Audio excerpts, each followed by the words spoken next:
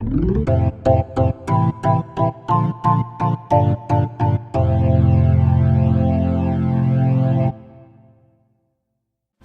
my fellow minor league nerds, and welcome to our latest franchise history series episode and our 100th release.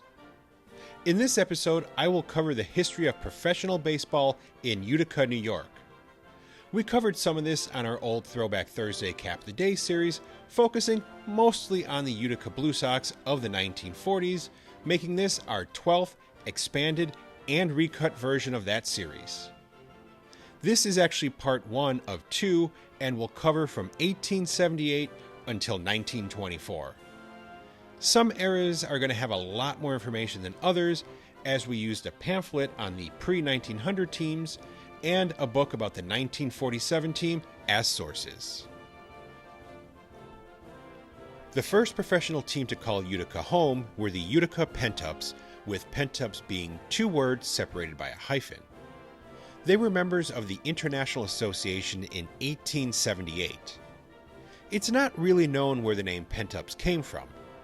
It may have referred to fans and players' pent-up frustrations, or may have derived from a well-known mental health facility that was located in Utica.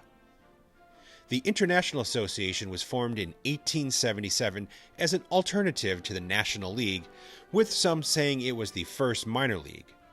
Others, though, say that's not the case, as it was formed as a rival to the established National League, which began playing in 1876. It also did not have a set schedule, and umpire selection for games was very chaotic. Many teams also did not compete solely in the International Association, with several playing in other leagues as well. The president of the club was George B. Chase, who operated a cigar and newsstand at the Baggs Hotel in Utica. The club was formed in July 1877, being funded by the selling of 30 stock shares at $100 apiece. In August, 6 players who had played with the Binghamton Crickets were signed for the 1878 season. Most players came from the Northeast, with George Juice, or Jumbo, Latham being the only local player. He had a 12-year career, including 5 in the Major League, National Association, and American Association. Most players were paid between $400 and $800 for the season, which was slightly less than what players made in the National League. The Pent-Ups played at Riverside Park, which was located north of the Mohawk River off Genesee Street. A new 1,000-seat covered grandstand was built, with an additional 200 uncovered seats. It was a large ball field that was 450 feet to left and center field, and 320 feet to right field. Admission was 25 cents for adults and 15 cents for children. The Pent-Ups' first game at Riverside Park was a 5-0 victory over a team called the Rusties, named so because most of the players had red hair. Their first regular season league game was played 2 days later, seeing them defeat the Rochester Club 6-4 in front of 1,200 fans. They then went on to win their next 6 games. On July 4th, they began a tradition that would last for many years, splitting a home-and-home doubleheader against Syracuse. The first game was played at Utica that morning in front of 3,000 fans, with the Pent-Ups winning 5-1. The second game in Syracuse began at 3 p.m., with Utica also winning 3-1 in front of another 3,000 fans. Pitcher Blondie Purcell won both games for Utica. The last month of the season saw a 3-way battle for the pennant between Buffalo, Syracuse, and Utica. As was common in baseball at the time, the home team was responsible for supplying the game's umpire. They were supposed to be fair and impartial, but of course, that wasn't always the case. Between August 4th and the 21st, Buffalo won 12 home games, including 3 against Utica. Many accused the umpires of the game to be anything but fair and impartial. The papers in Utica and Syracuse felt their teams were being cheated out of a pennant.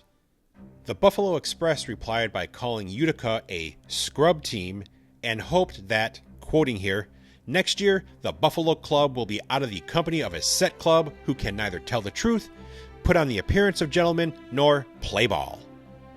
In International Association games, Utica finished 23-14, 4 games behind Buffalo. Overall, when exhibition games are included, they finished 57, 42, and 3 against professional teams and 3-0 against amateur teams, drawing about 38,000 fans for an average of about 750 in 51 home games. Pitcher Blondie Purcell, who would later pitch in the National League with Syracuse, Cincinnati, Cleveland, Buffalo, and Philadelphia, finished the season with a 16-6 record. Unlike modern baseball, pennants in the 1800s weren't awarded after the team clinched it. It was typically awarded at the league convention, which was held before the start of the following season. When the 1878 season ended, both Buffalo and Syracuse claimed the International Association pennant. The league's convention was held at the Baggs Hotel in Utica in February 1879. The league's Judiciary Committee awarded the pennant to Buffalo, but this did not go over well with the other teams. By this time, both Buffalo and Syracuse left the International Association and joined the National League, with the remaining teams not wanting to award the pennant to a team that was no longer a member, so the convention refused to ratify the committee's decision and instead voted to award the pennant to Utica. The Pent-Ups, though, would not accept it as they believed Buffalo won it. Eventually, the convention ratified the committee's decision and Buffalo was awarded the pennant and the $165 first place money. During the 1878 season, the Tecumsehs of London, Ontario dropped out of the league on August 21st. With there being no teams outside of the U.S., the league changed its name to the National Association. For that season, the Pent-Ups announced a 60-game schedule wearing white uniforms with a red and white belt and were managed by John McGinnis. Their schedule was to last from mid-April to mid-October, but they dropped out of the league on July 21st after losing a lot of money while holding a 9-23 record. The National Association returned in 1880 with only 4 teams, which were located in Albany, Baltimore, Washington, D.C., and Rochester, New York, who didn't actually join the league until June 9th, over a month after the season began. Baltimore dropped out on June 28th, with Albany doing the same on July 6th. The National Association did not return in 1881. Utica did not see another team until 1884, which was an amateur club. They were such a success that many locals felt it was time to bring back professional ball, which is what led to the formation of the Utica Baseball Association in March 1885. The club joined the newly formed New York State League, a league which is traced to the current AAA International League. The league was made up of teams from Albany, Binghamton, Rochester, Oswego, Syracuse, and Utica. League-wide admission was set at 25 cents, with teams charging an additional 10 or 15 cents more for grandstand seats. Visiting teams were to receive a $50 guarantee plus 1/3 of the gate receipts over $50. The team was once again named the Pent-Ups, spelled as one word, and played its home games at Riverside Park, which saw a new 1,000-seat grandstand built. The core of the team was made up of players from the 1884 amateur team, which included shortstop Edward Shattuck, outfielders Michael Griffin, Henry Simmons, Alman Kirtland, and the brother battery of pitcher George McKeough and catcher David McKeough, who were all from Utica. They were unable to practice for the upcoming season at Riverside Park due to the Mohawk River flooding the ball field. Instead, they practiced at the Utica Psychiatric Center, then known as the New York State Lunatic Asylum at Utica, playing exhibition games against a team made up of the center's employees. The Pent-Ups uniforms for the season were gray with maroon stockings and trim. They opened the season in Albany on May 4th, which saw an unusual situation develop. In the first inning, both teams had issues with the umpire's calls. Since Albany was the home team, they were the ones who selected him. Things got so bad that he was removed and replaced in the second inning. Utica went on to lose 8-7 in front of 1,500 fans. They were able to get the victory the following day, defeating Albany 15-6. The Pent-Ups played their home opener on May 12th, losing to the Syracuse Stars. They followed that up with a 3-game sweep over Oswego at home. Before the third game was played, Oswego's manager, M.A. Gorman, arranged a 100-yard race for a $20 prize between his players Arthur Richardson and James Harmon, and Jack Messett and William Corcoran of Utica. Messett won the race in 11 seconds. After the game, Utica's manager, David Dishler, arranged for a sightseeing carriage ride around Utica for both teams. This gentlemanly display was in stark contrast to the behavior of Rochester's manager, James Jackson. It's best if I just read how the situation was reported in the Binghamton Republican, because it is pretty hilarious. Last evening at about 10 o'clock, Jackson of Rochester, the distinguished manager of the Rochester Baseball Nine, was seen flying up the stairs of the Stowe House, uttering cries of pain and fear, while close behind came members of the Binghamton Nine with a billiard cue, which they used to prod and pound the man from Rochester. The cries of the belabored one roused the Rochesters, who were upstairs, and they came down in a body to avenge the wrongs of their unlucky leader.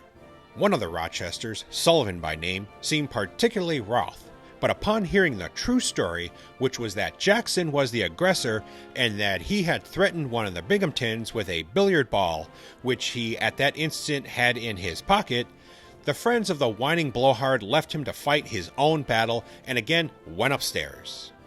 The owners of the hotel and fixture must have breathed freer at the good sense of the Rochesters in retiring, for they had shown a general melee must have ensued, which would have wrecked everything in the room. Taking the billiard ball, which he had threatened to throw, from his pocket where he had hastily deposited, the doughty manager blubbered, "Here's the ball you threw at me," and still blubbering went upstairs to his distinguished friends, followed by shouts of derision from the crowd below. During a game against Syracuse that season, 2 players from Utica fell for the hidden ball trick in the same inning. Fortunately for the Pent-Ups, they went on to win the game.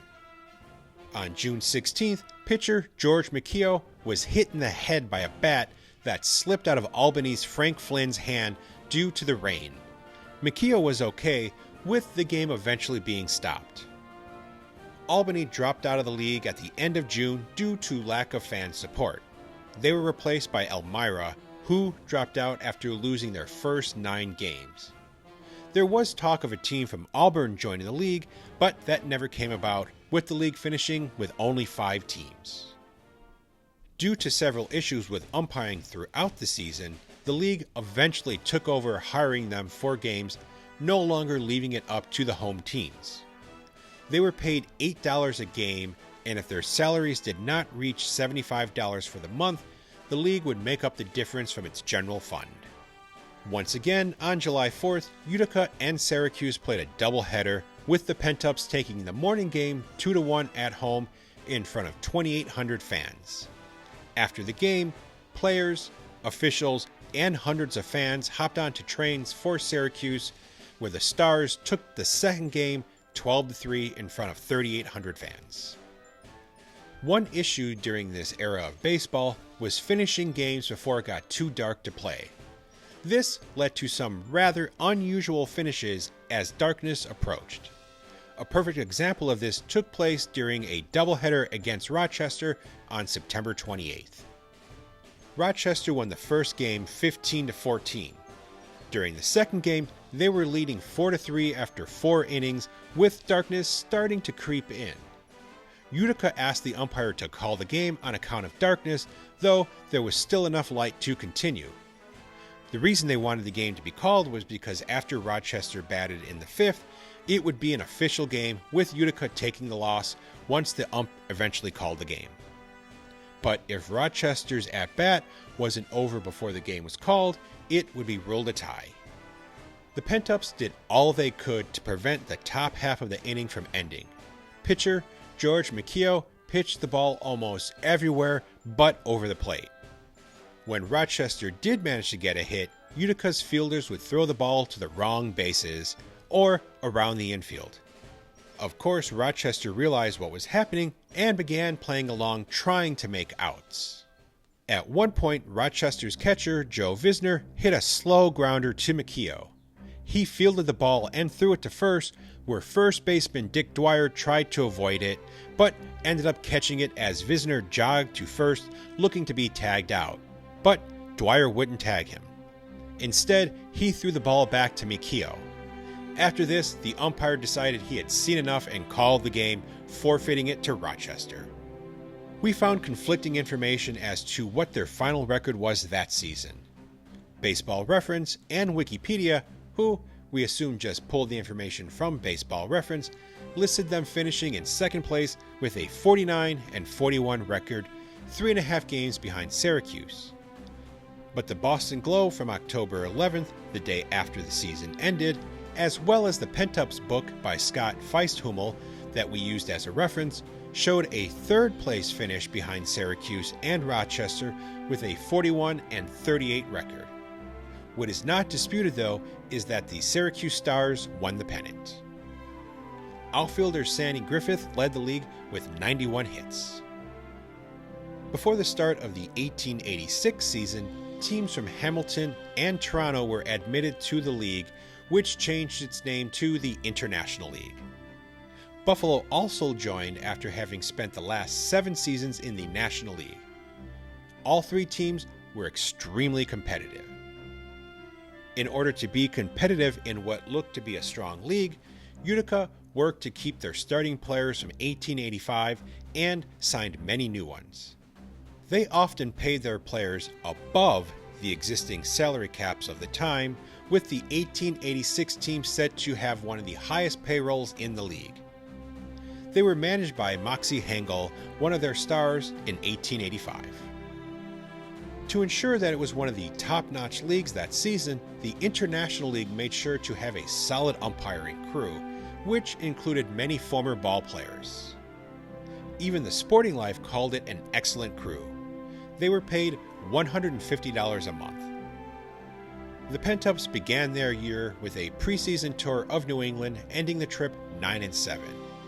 Their league season was to open in Binghamton against the Crickets, but those games were rained out. Their home opener took place on May 11th against the Crickets. A crowd of 4,000 saw them defeat Binghamton 14-2 while wearing their new uniforms with maroon belts, stockings, and trim. Pitcher Billy Surratt had 9 strikeouts, and Mike Griffin went 4 for 5. They followed that up with a 4-3 victory over Binghamton the following day. Oswego then came to town, seeing the Pent-Ups lose 2 out of 3 games before hitting the road when they went 3-2 against the Syracuse Stars and Oswego, ending May with a 6-4 record. At the end of May, they faced the Boston Beaneaters, today's Atlanta Braves, in an exhibition game. They held their own against the National League club through 6 innings before their pitcher John Pendergrass was hit in the hand by a line drive. Reliever George Wetzel was ineffective, seeing the Beaneaters win the game 11-5. In June, David Dishler, who was an investor in the club and had managed them in 1885, bought out the other stockholders, taking over complete control of the Pent-Ups. Later that month, he blackballed John Pendergrass for insubordination. Pendergrass had refused to pitch in back-to-back games for Utica after being offered more money to play for Atlanta in the Southern Association and asked for his release, which Dishler refused to grant. He was reinstated 2 days after his suspension after pitcher George Wetzel was released. Something interesting took place during Wetzel's last start with Utica. during an exhibition against the National League's Detroit Wolverines, which the Pent-Ups lost 7-3. Carrier pigeons were used to bring game updates to Hamilton and Ilion, New York. After certain innings, and at the end of the game, scores were attached to their legs, with them completing their journeys in minutes. Most of their games were played on the road in June, seeing them go 10-3, averaging over 8 runs a game. They thumped Buffalo 12-4 in one game. Come July, they found themselves in second place behind Toronto with a 12-13 record. Their usual 4th of July doubleheader against Syracuse was played on the 5th because the 4th fell on a Sunday, and Sunday baseball was not allowed in New York State at the time. They lost the morning game 5-4 at home in front of nearly 7,000 fans, seeing the crowd overflow onto the field. They fared better in the afternoon game in Syracuse, winning it 10-2 in front of another 7,000 fans, 800 of which took the train from Utica. The win in the second game sparked something in the Pent-Ups as they went 17-4 the rest of the month. Pitcher John Pendergrass went 8-2 and Billy Surratt went 9-2. Local boy Juice Latham, who was on the 1878 team, returned to play for his hometown team after securing his release from Jersey City of the Eastern League. The middle of the month saw them in a 3-way race for the pennant with Toronto and Rochester. They ended the month by taking 2 in Toronto and split a 2-game series with Hamilton before taking 3 straight from Rochester to find themselves in first place. During the second game of the series against Rochester, Rochester's pitcher Frank Horner disputed a call by the umpire, with the ump fining him $10 after Horner tried hitting him with the ball. Following the game, Horner assaulted the ump, punching him in the face several times before they were separated. This kind of abuse was common in baseball during this era. The International League Board of Directors responded by raising their umpires' monthly salaries from $150 to $200 a month. Utica remained on top through August, but Rochester stayed close. On September 6th, they were separated by 2 games and were to start a 2-game series.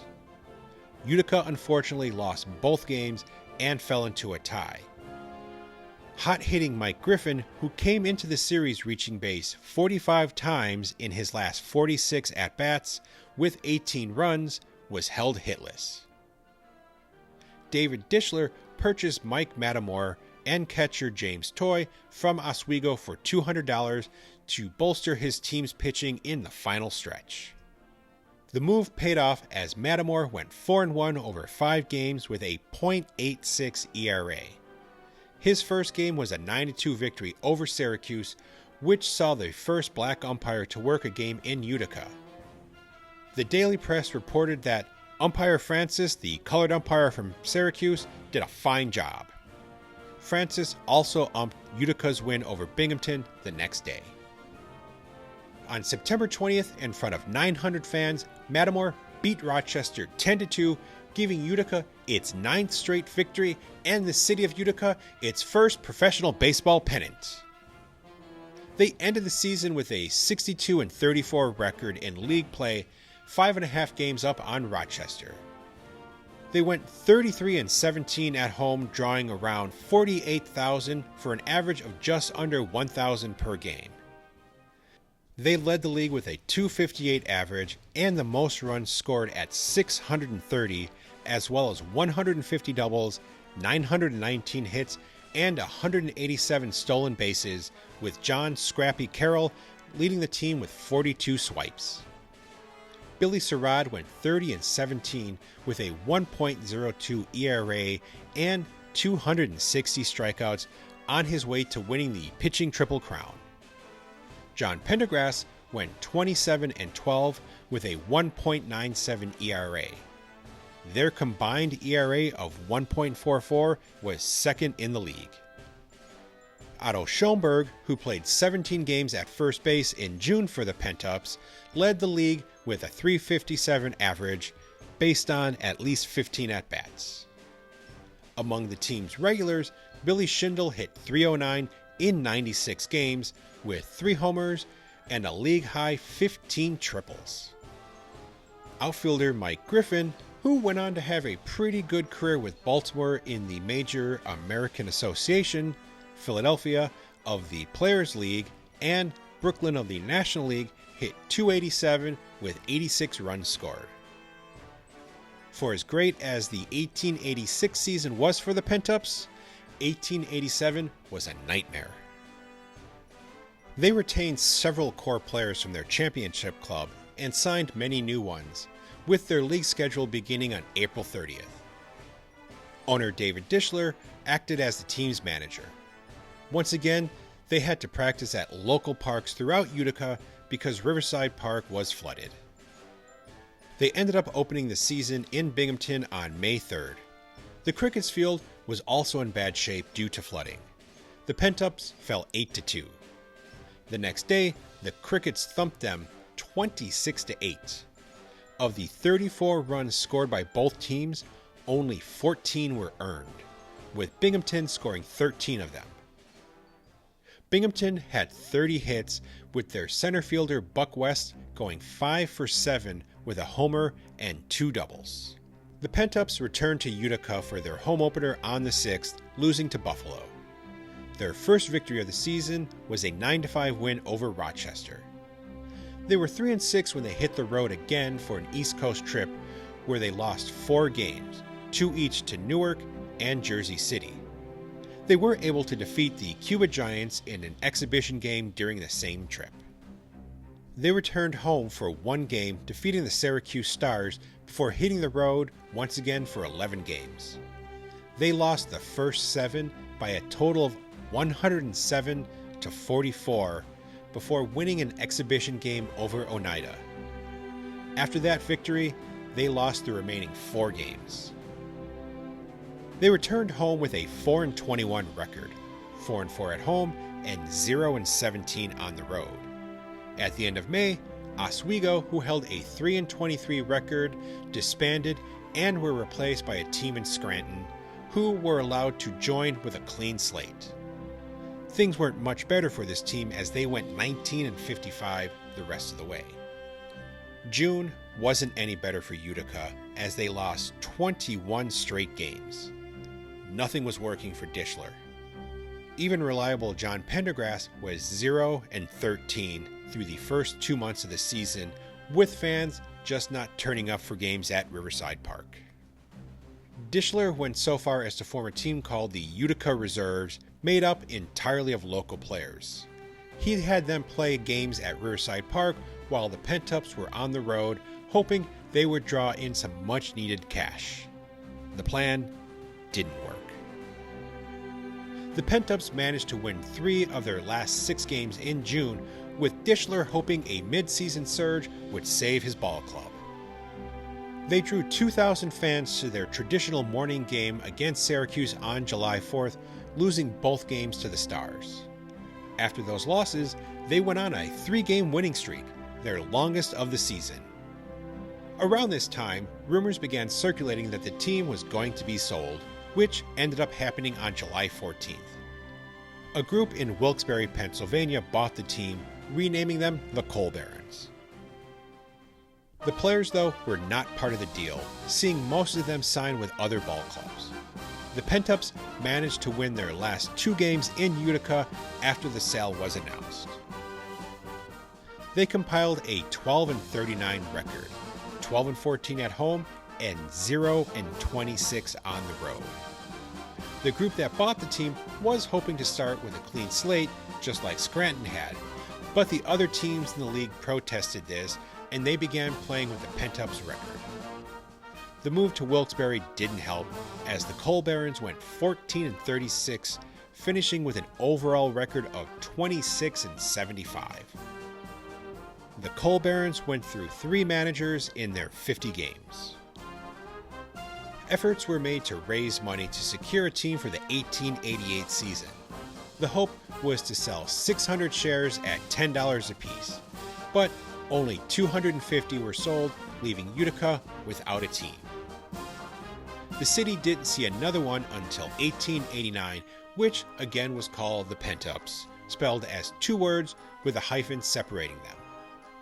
The club was organized in March and April of that year. They joined the New York State League, which was formed in 1886 as the Central New York League. It has no connection to the New York State League that evolved into the International League. The league was made up of 6 teams that first season.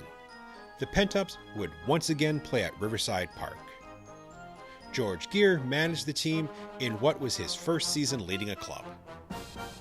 They began their season with a series of exhibition games against local amateur teams, defeating the Rusties 25-2 and the Actives 29-1.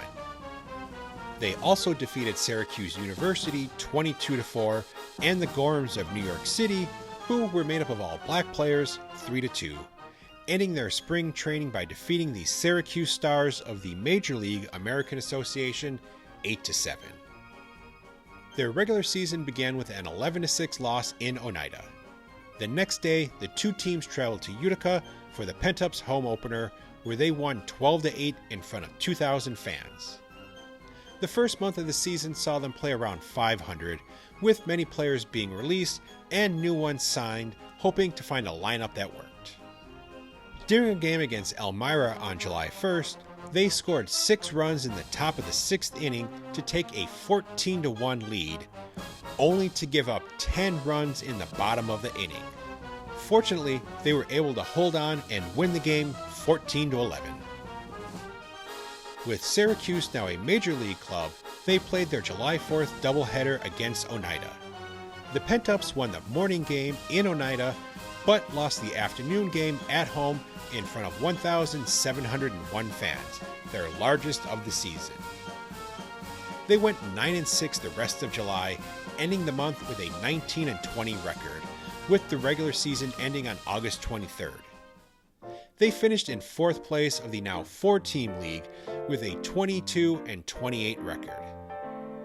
Their league record was actually 28-29, but Oneida was expelled from the league on July 12th, and Seneca Falls disbanded 4 games before the end of the season. All games against those two clubs were dropped from the remaining teams' records. They fared better in non-league games, going 18-3.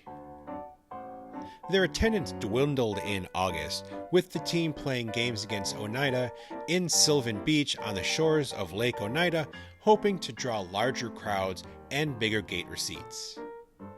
On August 24th, they played an exhibition game in Auburn, which was the first game to be played under lights in New York State, with Auburn winning 7-4.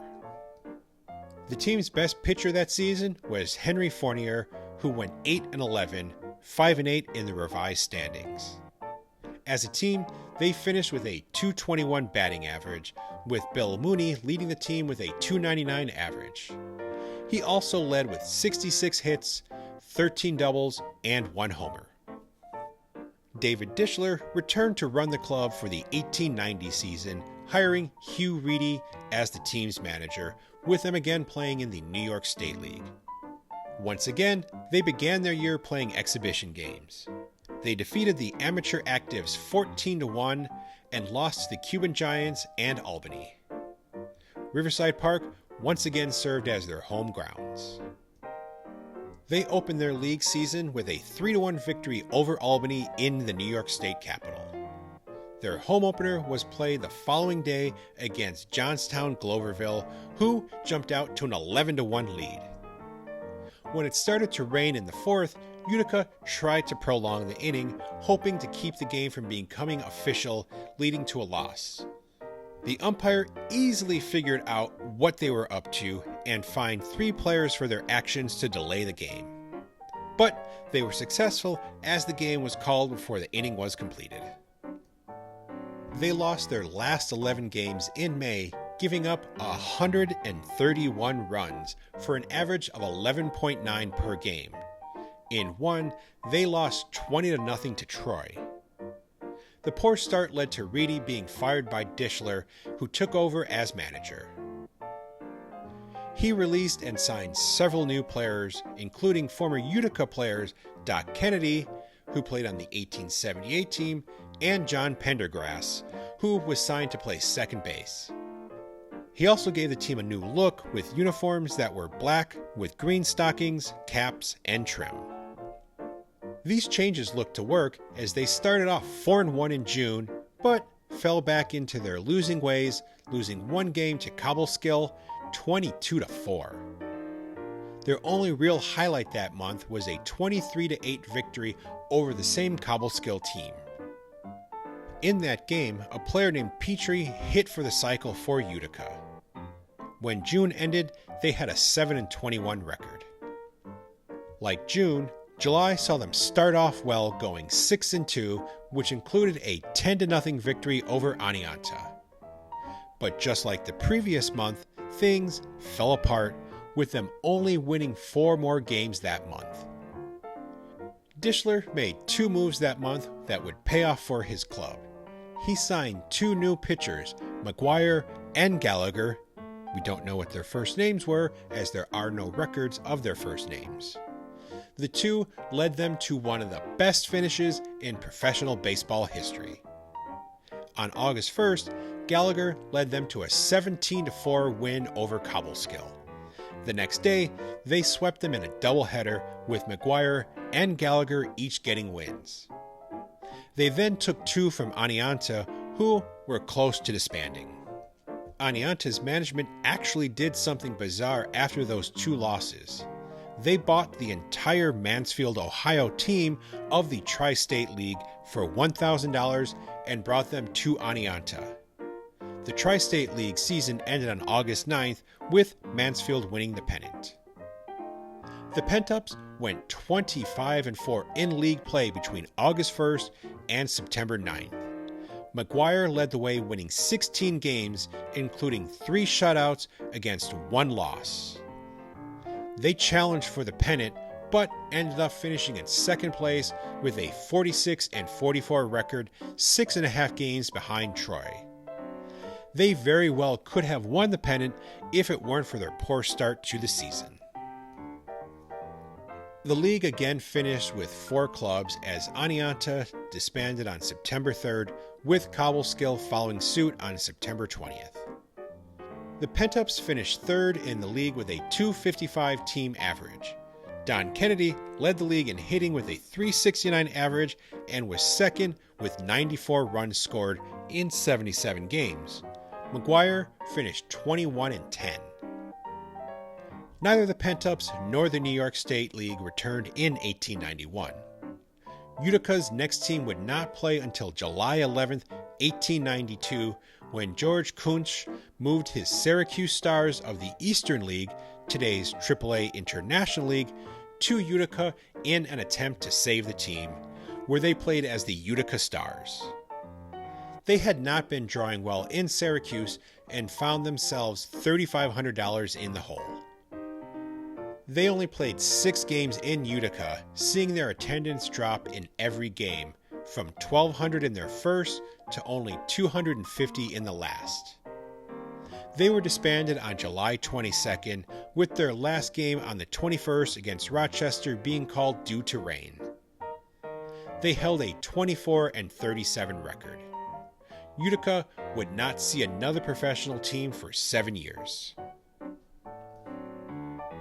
That team came about in 1899 and was again named the Pent-Ups, 2 words divided by a hyphen. Once again, they played in the New York State League.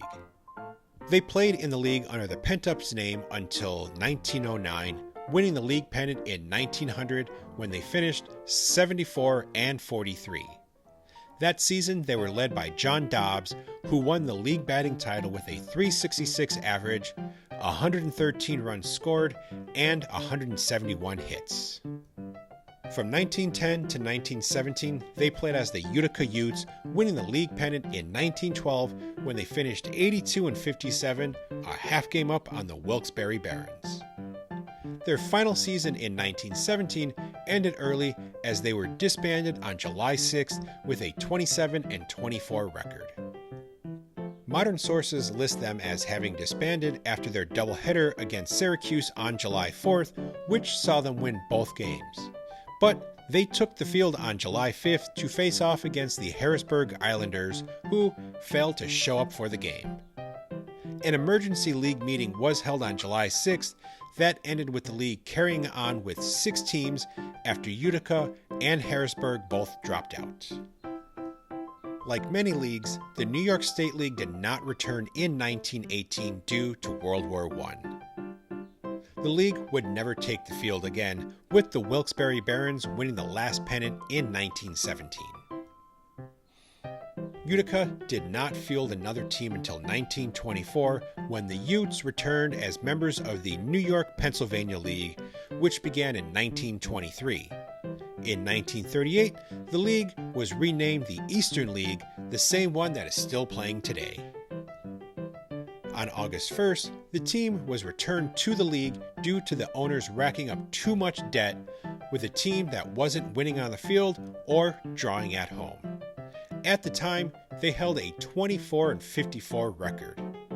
Instead of disbanding the team, the league turned them into a road club until a new home could be found, which happened 2 days later. They were moved to Oneonta, New York, with the best players from Utica remaining with the club and new ones being signed. Modern sources list them as having played as the Oneonta Indians, but local and other newspapers from the time list them as having played as the Oneonta Giants. They played their first game representing Oneonta on August 7th in Elmira, losing to the Colonels 5-4 in 11 innings. They won their first game as the Giants the following day at home, defeating Elmira 14-0. They played better baseball after the move, going 18-22, finishing in last place with an overall record of 43-84. If the team had drawn well in Oneonta, they would have remained for the 1925 season, but they did not. In February 1925, the league, who still ran the team, sold them to a group in Shamokin, Pennsylvania, where they played through the 1927 season. Modern sources list them as having played as the Chamois in that first season, changing to the Indians for the last 2 seasons. But again, local papers in Shamokin called them the Indians in that first season. The team never finished higher than 6th in their 3 seasons in Shamokin. Well, my fellow minor league nerds, that'll do it for part 1. Be sure to keep an eye out for part 2, which will be released shortly. If you don't know already, we now have a store on TeePublic where you can order t-shirts, sweatshirts, caps, pins, buttons, bags, and pillows. Let the world know that you're also a major nerd for the minor leagues by picking up some swag. We'll leave a link to the store in the episode notes. If you haven't done so already, be sure to like and subscribe to the YouTube channel or the podcast platform of your choice to be notified whenever a new episode, like part 2, is released. And until next time, stay safe, and remember to never stop supporting minor league baseball and never stop learning about minor league baseball history.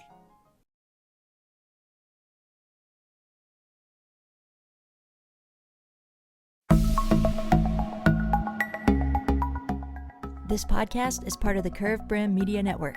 Here are some of the other members of Curved Brim Media. Hi, this is Ed Rivera of the Data Chronicles. Join me as I interview people just like you and players, coaches, GMs on the path that led you to become a fan of the sport. I'm Paul Caputo, and on the Baseball by Design podcast, I talk to minor league baseball teams, designers, and other super interesting people about what these minor league baseball logos mean, and I talk a little bit about ice cream helmets. What's up, Bucketheads? I'm Anna DiTomaso, and each week on the Baseball Bucket List podcast, I speak with a different fan about their favorite baseball memories, what the game means to them, and what's left to check off on their baseball bucket list. Hey everyone, it's Eric from the great state of Kansas. This is Johnny from the New Orleans Baby Cakes Memorial Museum. And we are the Earn Fun Average podcast, where we talk to a variety of guests about their love of baseball and have fun doing it. America, lower your standards. Average is what we do best. This is Patrick and Corey of BaseballMapper.com, and we have made an interactive map to help highlight all baseball teams from the majors down to collegiate summer leagues. We want to bring you closer to baseball. So get on the site and find a team near you today. Hey guys, this is Patrick Larson from the Minor League Baseball Hat History Series, and in every episode I go through the history of minor league teams through my personal collection of hats. You can find me on Twitter at @PatLarson1. I hope you guys enjoy. Learn more about Curve Brand Media at curvebrandmedia.com.